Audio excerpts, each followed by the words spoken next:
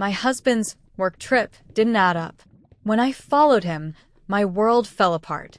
He was always busy with work, long hours, late nights, and frequent business trips.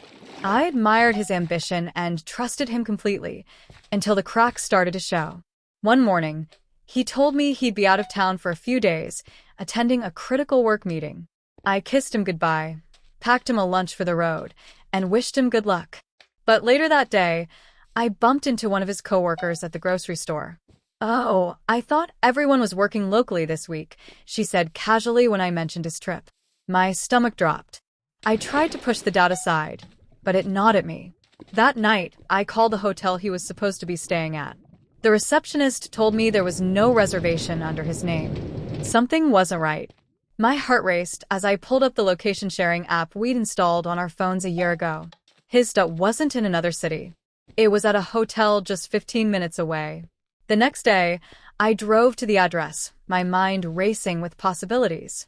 When I arrived, I saw him walking out of the lobby hand in hand with a woman I didn't recognize.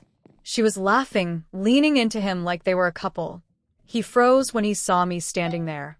The color drained from his face, and he let go of her hand. I didn't say anything. I didn't need to. I got back into my car and drove away, tears streaming down my face. He tried to call me that night, but I couldn't bring myself to answer. He'd made his choice, and now it was my turn to make mine.